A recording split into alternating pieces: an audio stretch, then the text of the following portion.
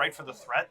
This is going to tell Cam that Eric is probably aiming to reanimate this Archon right away. So Cam is looking for... Containment Priest.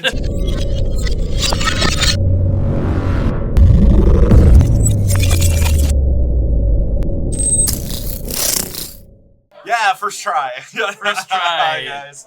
Yeah. All right, so are you ready for semifinals part 2? Yes, I am ready. My body is ready. Yep.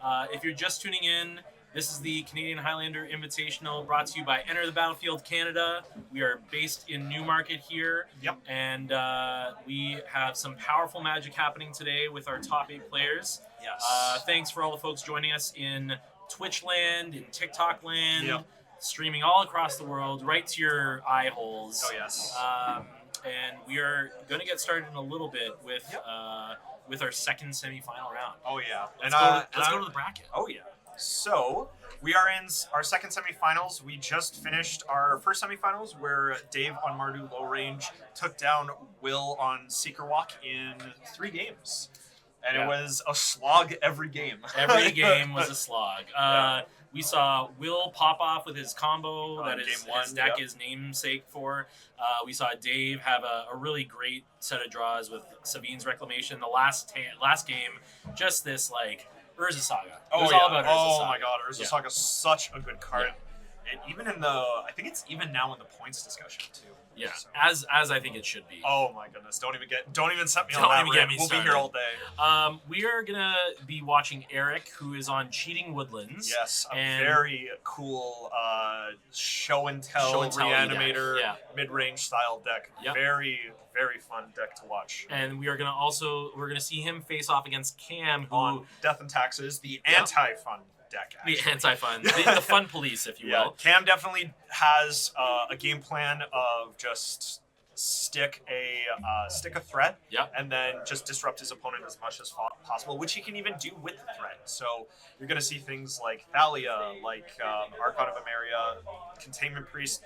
There are going to be so many good hits here. Eric's really going to have his work cut out for him in this match. Yeah, so let's go over and take a quick look at these deck lists. First, we're going to take a look at Eric's Cheating Woodlands. This is the namesake card here. Is the... I always forget the actual name. Shifting Woodland. Shifting Woodland. Yes. There you go. So this card basically turning into something that's in your yard if you have requisite number of types. Oh, yeah. But basically this deck it's kind of like a hybrid show and tell, letting you put stuff directly into play, but also like reanimate type deck. So you got big stuff like Emrakul and normally these kinds of decks usually have problems with being pulled in too many directions. Like when you look at this deck, you're like, why am I trying to reanimate when I can just show and tell and all this stuff? But Eric proving through mastery of the deck that there's a lot more to it than just meets the eye. Yeah. Now, in a second here, we are going to flip over to Cam's Death and Taxes deck. We're going to... Moment. Yep. There we go. We did the thing. Yes, we did it. Yes. And so, Death and Taxes, the name is... Tried and true. Yeah, the name is coming from this, like, long ago deck, which was, I think actually at the time, it was mostly, usually like white and black, but it was like little weenies and stuff. Yeah, so Death and Taxes goes back to about Dark Ascension when... it's basically a white weenie shell. It's an aggressive deck where the plan is just to have as a lot of these disruptive threats as for a long, long time, for years, Wizards has been pushing white threats to couple with these disruptive abilities. Usually the flagship card of the deck is Thalia, Guardian of Thraben, one of the quintessential Death and Taxes cards, but you also see things like Aven Mind Sensor, Archon of Emeria, and all these other really annoying to deal with threats. Yeah. So these are going to be the cards Cam is looking to stick during this game, and Eric is going to be looking to dodge or remove. But I think the players are ready. Yeah. And funnily enough, just as we transition to our feature table, Cam on 9 points only versus... I think every other player in the top 8 is on 10, so you'll love to see it. You'll love to see it. You never need all 10. Yeah. You just need the good ones. Let's flip over to our feature match here. The players are starting it off. We got Cam on the left with the Death and Taxes deck we just mentioned, and Eric on the right with Cheating Woodlands. Yep. I believe I saw Eric mulligan the 5, so I think this might be a little bit rough for him. Okay. So a Mother of Runes, not a bad start for Cam. I don't know how much interaction we're going to be seeing here from Eric. We definitely saw a lot of we saw like some hand disruption in the first round against Rick. I'm seeing but an I abrupt imagine we have decay. some. Yeah. I see a fail push. Okay, so there are some things that Eric's going to be wanting to do. And whether or not they want to fire this at that Smother Runes, I guess we'll see. Absolutely. One thing for you folks just joining in, any cards you see here, any other cards you would be interested in maybe buying, you can use the code ETB Canlander at enterthebattlefield.ca. Buy some stuff, get 5% off your MTG singles until I believe tomorrow evening. So please take advantage of that. It supports the stream, just shows the shop here that there's an audience for this kind of stuff, keeps us going. We don't get any money from it per se, but it supports the folks letting us run this thing, let us use their equipment. So we're doing this through our sheer love of the game. Sheer love of the game, folks. And I guess we also get to use the 5% off discount too, so that might come in handy. Yep. Not sure what I'm going to buy with it, but I'm probably going to buy something. You know what I am going to buy? What? Cards at 5% off discount. Yeah, you are. Now, and I didn't even realize this about Eric's deck until I was looking over this list, but there's also a lands package in here. You see Zurin Orb, you see Fastbot, there's Crucible Worlds, and even in round 1, we saw that Life from the Loam with the Wasteland combo, the classic. And you don't have exploration though. It's really just Fastbot. Yeah.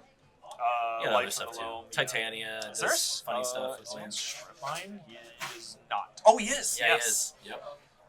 Yeah, so the points for Eric here are Demonic Tutor at 3, Strip Mine at 2, Imperial Seal at 1, Vampiric Tutor at 2, Ancient Tomb at 1, and Tainted Pact at 1.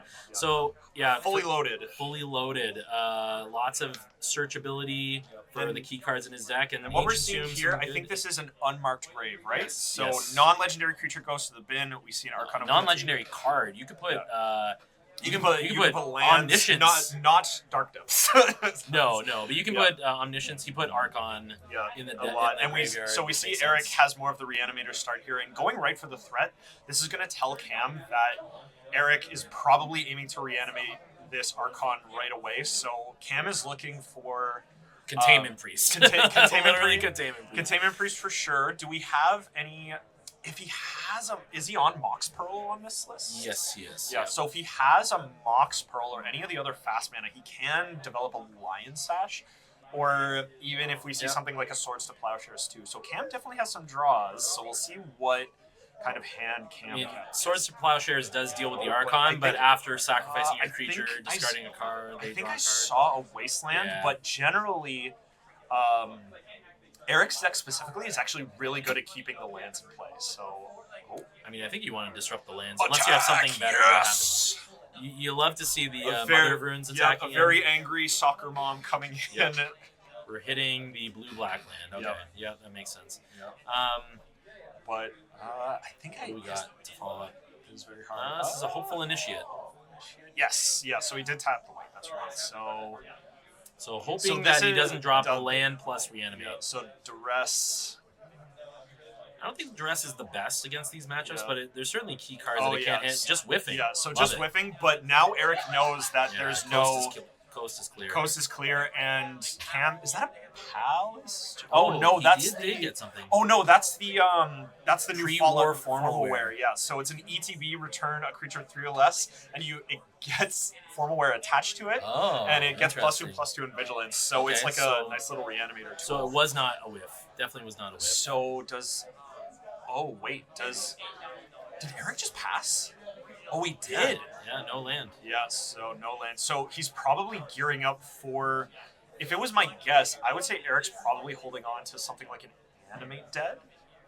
Do we have any... How many Animate things do we have? Animate Dead, we got Reanimate, there's... Shifting Woodland. Shifting Woodlands, I don't know if there's actually much factual reanimate type cards beyond animate. So we're not on Dance of the Dead. We're not anything. No, it doesn't look like it. Yeah, so he isn't, even though he's kind of a reanimator deck in a way, he's not super heavy. But this is also the kind of game plan that Eric had to go to, and he gets we have lands to get, but it does restrict the colors a lot, which is a big deal, I think. Yeah, and this is exactly the game plan Cam was hoping to get, which is disruptive threats, and we see that through not only the Wasteland but this now White Orchid Phantom as well. I find this interesting that last turn Cam attacked with the Mother of Runes, and this turn electing not to. I guess he wants to be able to protect. Now that he has other threats that can attack, he wants to protect the threats that are a little bit more intimidating for Eric to deal with. And if he can protect the White Orchid Phantom, then the Hopeful Initiate will get buffed. And he has Charming Prince in his hand too. So he can flicker the White Orchid Phantasm. Okay, so how many basics do we have here? We have one forest, we have one swamp, and one island. One island. So and I don't think we're likely to get through. No, we're not. No, I don't think we're likely to get through all of those basics, but... Oh, but there's the Life of the Lone. Eric is so sad. Oh, no. Yeah, a lot of greedy keeps in this top 8. We've seen it multiple times where these players just keeping these really strong explosive start hands and then just getting absolutely gutted when it gets to the mid game where they need to be developing their mana, and Eric just getting torn apart by the Death and Taxes strategy in this game 1.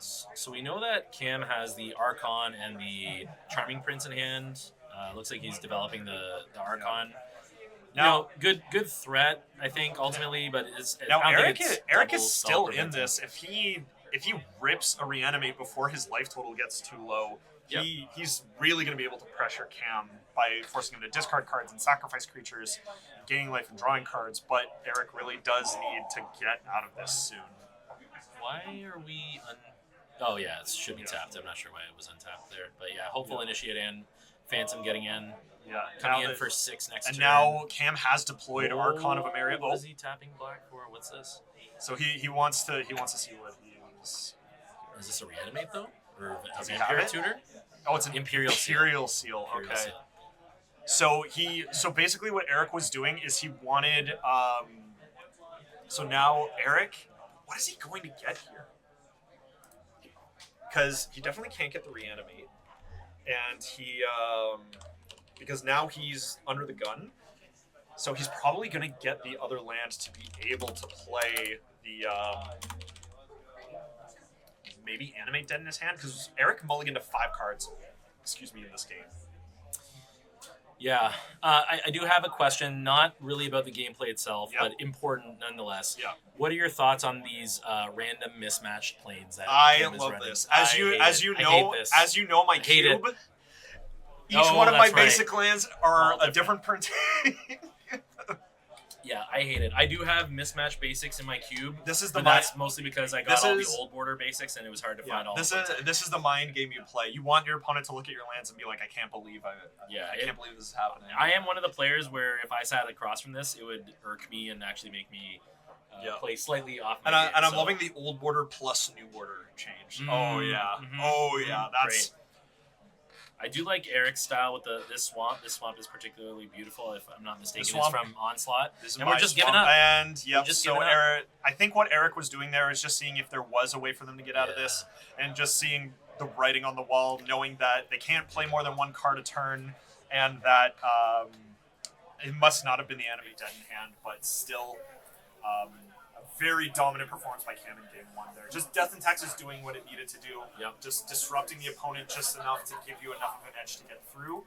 And we've seen it, just these really greedy keeps where they don't have a lot of lands into these really aggressive disruptive decks like this. Yeah, just getting absolutely buried by the disruption. I don't think we knew exactly what Eric had, but he obviously had the granted on a mulligan to 5 you can't really ask for much more than 2 lands plus an Entomb type. Yeah, and he had the Surveil land. He did bin the black green artifact land, so I don't know, maybe he should have kept that on top. Anyway, maybe he was figuring that he was going to draw into. You can't play What If History, right? So What If History, yeah. Because Eric didn't duress Cam until he was already suppressed by the White Orchid Phantom in the Wasteland. So going into game 2, I mean, if I'm Cam and if I'm on the draw, I think some of the cards I definitely want to see here, just to be a bit more disruptive, is Containment Priest. Containment Priest is probably the number 1 card, right? Very, very good. And you definitely want the Graveyard Disruption as well to shut off the namesake of the deck. So you're looking for your Lion Sash. Are there any other really get-up graveyard cards here? So I see Urza Saga. Are we on something like Nile, Spellbomb, or Soulguide Lantern? does not look like. No, I don't see it here. Oh, does he have Mardu? Yeah, he does. The Mardu Woe Reaper. Yeah. Love this card. Yeah.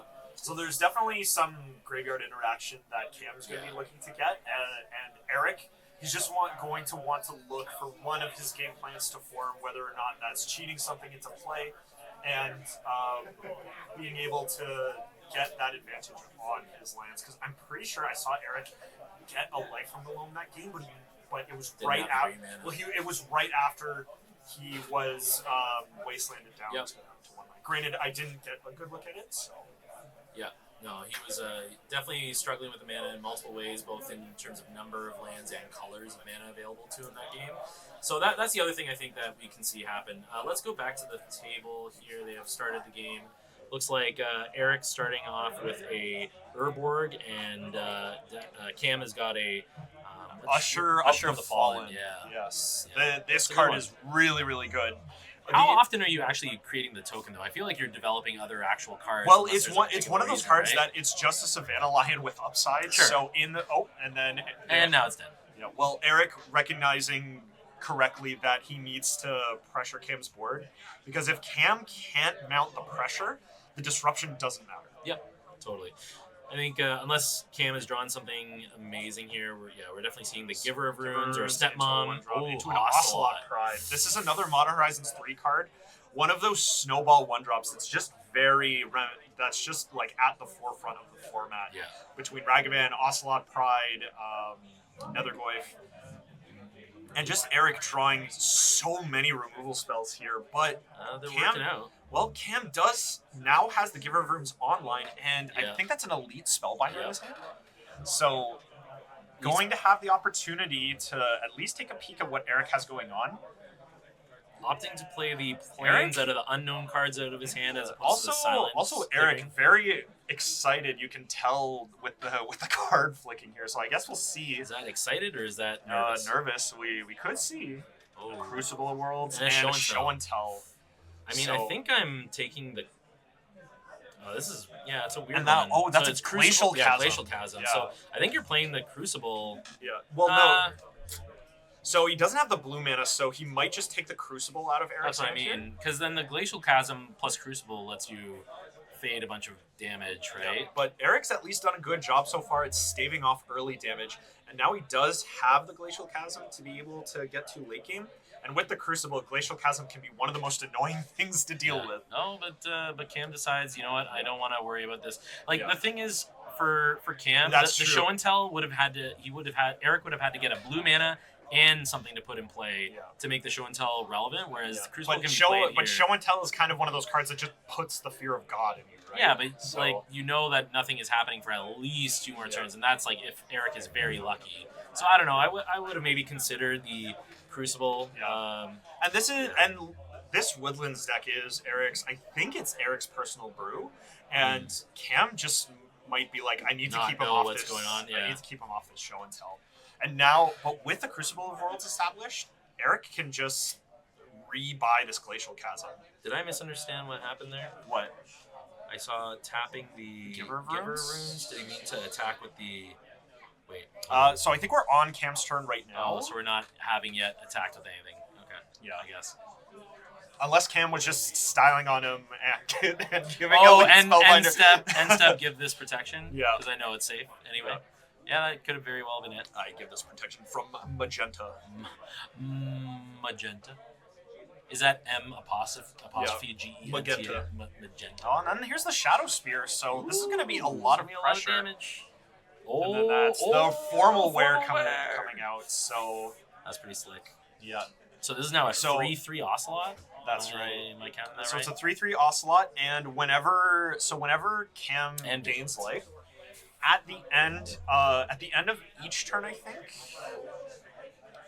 At the beginning of it's your end step. So if Cam gains life on their turn, then he's gonna start building a really strong board presence here.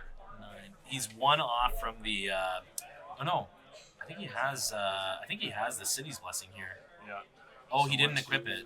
Oh, he didn't end up equipping the. Yeah, he's one off the city's blessing. Yeah. So next turn he'll. So now we're gonna probably be able put to the glacial chasm into play. Eric will be sacrificing the Tree of Tales for that. Yep. And what else do we have here? Might just not be anything. Might just be another land that Eric drew. Just go. Or a blue spell, right? Like he does. Yeah. Still doesn't Now, have blue mana. now Cam looking for one of those cards we saw in the first game, like Wasteland, like White Orchid Phantom. Granted, it'll only stifle it for a turn, but if he can get the turn down, that's a lot of damage in play. Yeah. Well, That's I mean, 6. also hitting the Glacial Chasm now means that next turn, if Eric wants to replay it, he's sacking down another land to 2 lands. So, yeah, it's. Granted, he just sacks the puts him under forest. He pressure. basically just has 3 bios in play right now. Yeah, right. Yeah. No, the colors. Oh, no, he is at 4 mana because he has the. The okay. Glacial Chasm can tap for mana with the Herb Organ. You have Maya in play. Yeah. Yeah, I think Eric is struggling more with the blue mana, if anything else. Yeah, and that's the thing. Now Cam realizes that it's like that could just be a gigantic threat that Eric has in his hand. And if he just rips a blue source, I might just be dead. Oh, what is this? Is it an instant? Oh, it's... What is this card? Killing something. I don't know what this is. Looks like it's a proxy of some kind. Oh, is it? Go to Cheating Woodlands. Oh, yeah. Okay. So this is... So it's an instant, right? This is on Cam's end step? Not end step. I think it's before the attack happens. Okay, so instance, crop rotation. I think it's a 4 mana spell. Is this a... Oh, is it a creature? Oh, is it the Talion Gates? It's Talon Gates of Madara. So you pay 4 mana, put this land into play, and then it phases the thing out. It phases up to 1 creature? So he's phasing out the creature with the lifelink. But he has Glacial Chasm in play. Yeah, he did. I'm not sure exactly what happened. Okay, so he has the Talon Gates in play. Okay, so... But wait, if you phase something out and it's equipped with something, doesn't that equipment stay on it? Yeah, it does. It's phasing out both. So why did the equipment look like it fell off? Well, he probably was like, oh, this falls off then, and Eric probably was like, no, I think it stays on because of the phase. But it's off.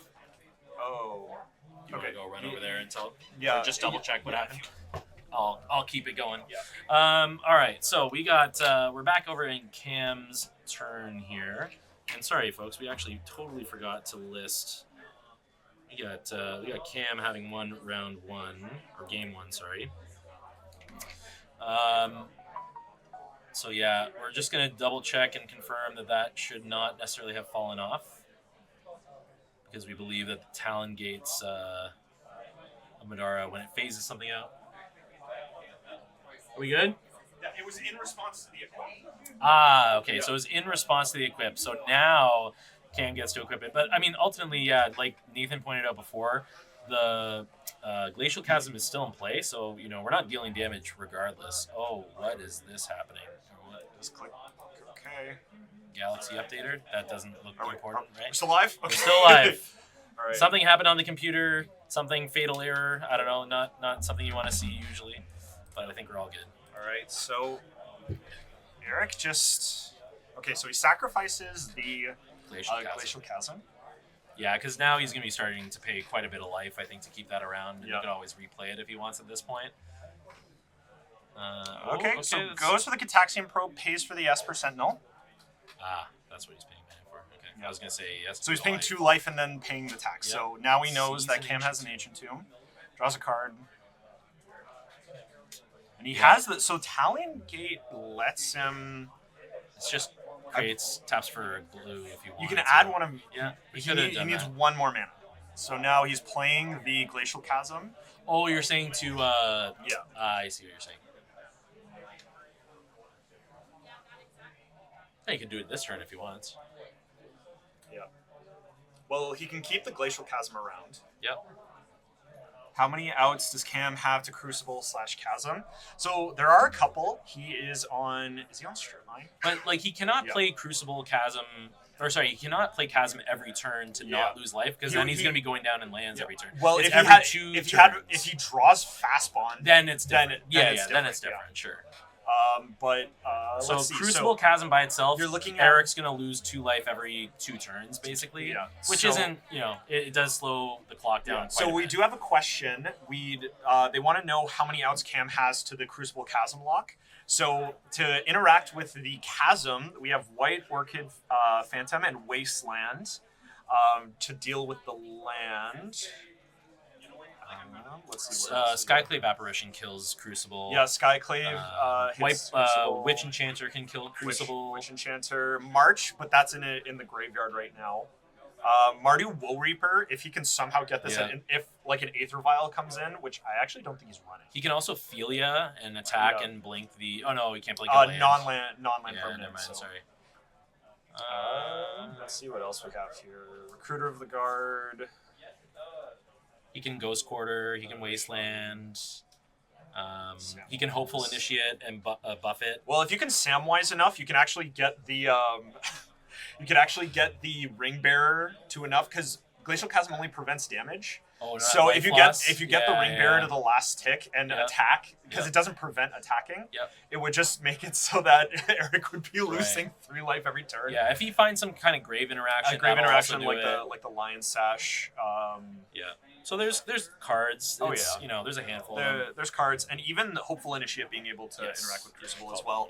But Death and Taxes, a famous, does not draw too many cards. Cam is not playing Loran, whatever that card's. But Eric has not yet presented a way to win. Yeah. He's just trying to stall out for as long as possible. Oh, and I did miscount. Yeah, so you were right about the how many lands Eric needs. I guess next turn. I'm not even actually sure. Sorry, I was looking at the deck list. Yeah, so we're on Cam's turn. Okay, sorry. Okay, so that's Castle Ardenvale, and we know Cam is discarded in Ancient Tomb. Oh no, he has. I think it's known often in his hand. Yeah.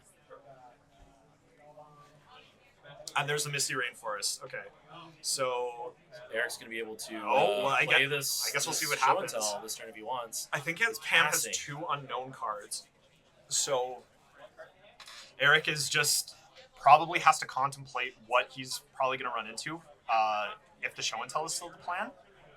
But he's probably just waiting a turn because at the moment Eric really doesn't need to go anywhere. Yeah. Sorry, we didn't call it out, but Spitfire subscribed with Prime, so thank you, Spitfire. Appreciate it. Also, you said I was looking slick. Appreciate that as well. I clean up nice. Nathan also cleaning up nice here.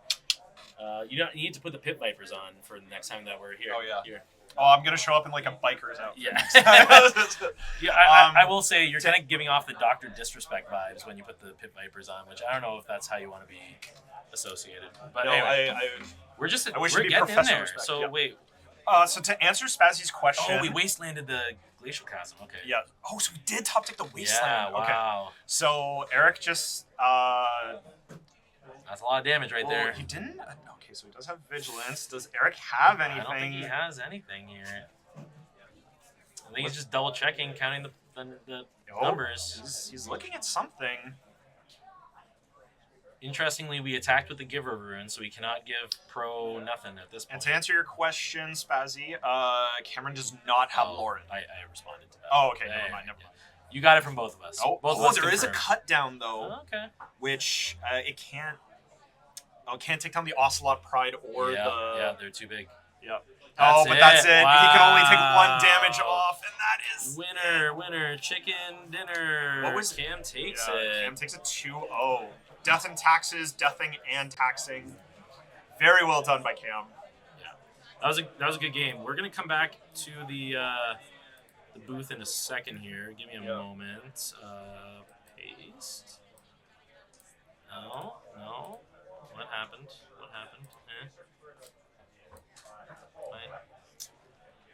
Am I missing something here?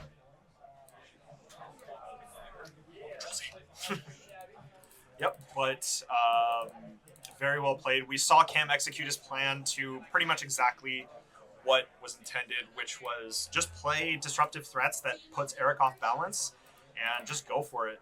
So very, very well done.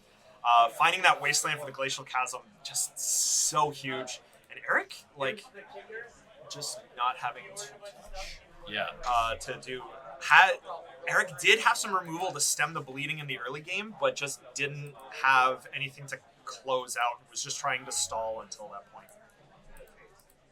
I don't know what is happening here.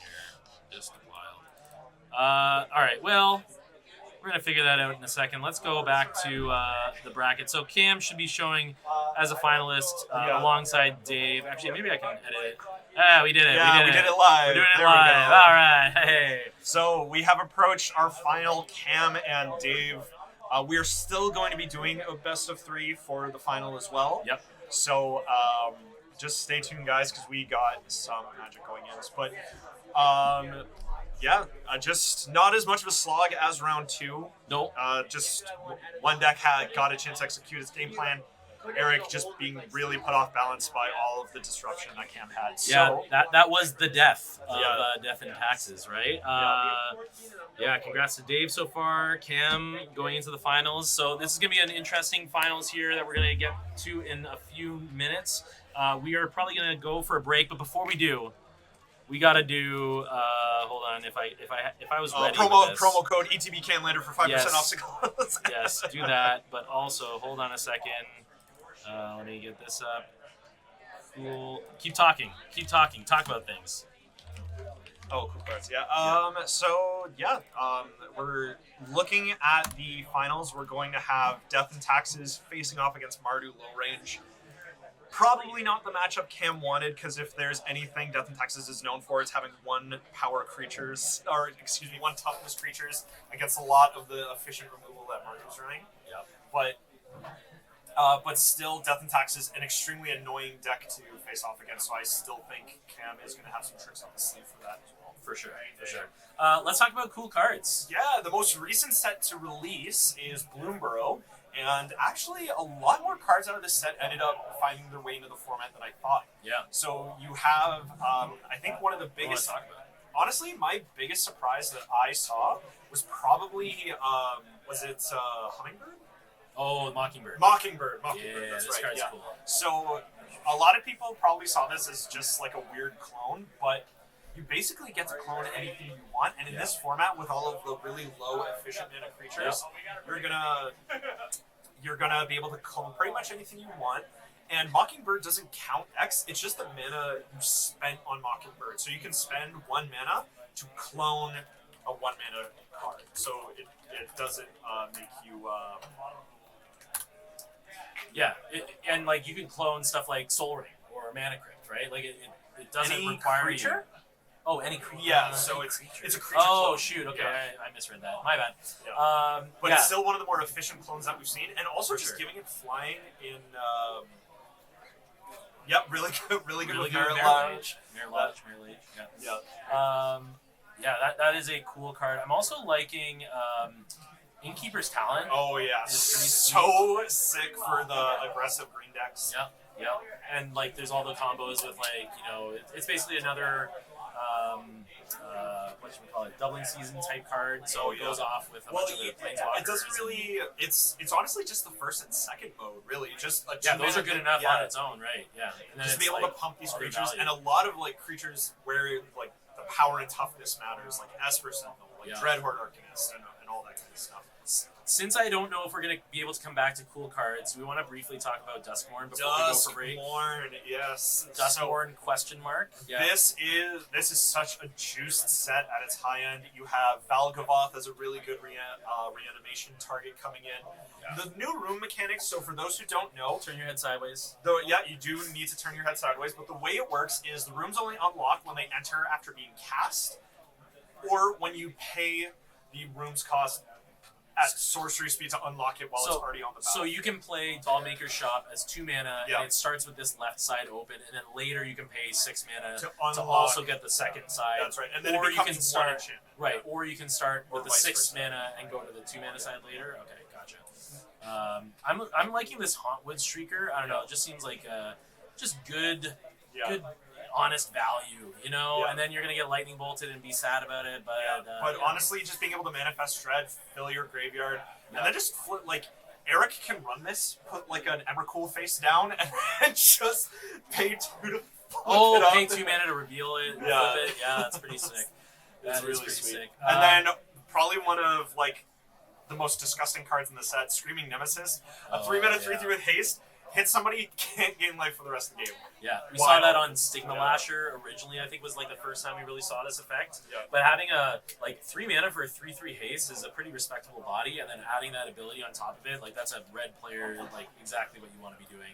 Yeah. Lots of cool cards though. Will be interesting. What are your thoughts on these lands? So these lands, it's really tough to say. I think they're going to see more play in the 2-color decks, where the untapped color is the predominant color. Yeah, sure. So, like, for example, in Blazemire Verge, we're probably going to see that in Rakdos decks. Yep. Because on turn 1, you want to be Thought Seizing, Yep. Duressing, having the turn 2 Orcish Bowmasters and Yep. stuff like that.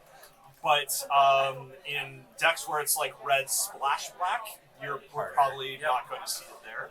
Yeah, and like we were talking about on our way to the store today, that a lot of decks seem to be like these like 3-color plus piles, or like maybe a monocolor thing.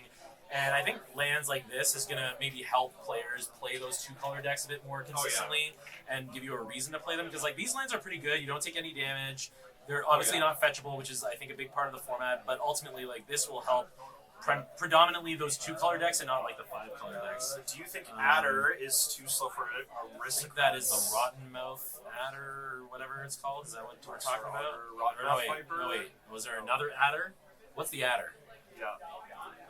Get Adder. Yeah, Get Adder. What Adder are we referring to? We may not have it. Is there maybe is it is it the Black Mythic Room? If you are talking about the Black Mythic Room, where the cheaper room is the Blood Artist effect, I'm not super high on it in Aristocrats, mainly because it in and of itself is not a creature to be able to be reanimated or cheated out. Oh, Bloomburrow, Adder and Bloomburrow. Is there a? Are you referring to the Rotten Mouth Viper? I love Rotten Mouth Viper. Yeah, it's a cool card. Yeah. We might just not. Yeah. Yeah, So, sacrifice any number of like. Yeah, I can this see is- why this would be in. so this is going to be good in Aristocrats. This would be really good in the Welder decks, where you're sacrificing all your eggs and junk artifacts. Yeah. Power this out. You now have a 6/6 that's putting an insane amount of pressure. Oh, the Viper, yes. And even as a local 8-rack rat scam player, Aficionado, yeah. yep, sacrificing all your rats to put this bad boy into play after you've torn apart your opponent's hand, they don't have any removal, feels very good. Yeah, if any of you don't know, Nathan's claim to fame is having his deck basically featured with Mr. Wheeler himself. So I was inspired by a player who played it down in Toronto. Right. I made my own version of like the 8-rack deck. Yeah. And then Wheeler picked it up and played it as more of like that. As you know, the rest is history. No, it was that was a cool little thing. Always cool to see the local scene coming up big in other places. We are gonna take a quick break here. Let's go back to us. Hello again. We're gonna take a quick break. Help our players get ready for the finals. Yes. Where we're gonna see Cam on D&T versus Dave on Mardu Low Range. Oh yeah. Before we drop off for our break here. Yeah. ETB Canlander, use that code at enterthebattlefield.ca online to get 5% off your MTG singles until tomorrow evening. Using that just helps to prove to the shop that we are cool and good and people like Canlander. Ruling question. Oh. You have to pay mana cost to flip from Manifest Dread. Do cost reductions work from face down or no? No, So I don't if think you're talking, for example, like one of the medallion effects that reduces the cost of like whatever color of spell, it will not work because you're not casting a spell when you're flipping things face up. It is, I think it's an activated ability, or is it like some weird special designation? Yeah. But it does not use a weird interaction. Flipping a card from face down actually does not use the stack, so people can't respond to it. Yeah, I don't know the wording of Manifest Dread off the top of my head. But It's literally Manifest, except it turn it face up anytime for its mana cost if it's a creature card. So you literally have to pay the cost in the top right corner. Yeah. Any cost reduction on delve and stuff would not help you. There are flip it for cheaper. I don't believe. there are cards with specific wording that say costs to flip up cards cost less. Yeah. Those work, but not reducing casting costs. Yeah. Cool. All right, we are going to head on break here. We will chat with you folks soon. Be back for the finals in just a few minutes for some powerful Magic here at Enter the Battlefield Canada. Bye.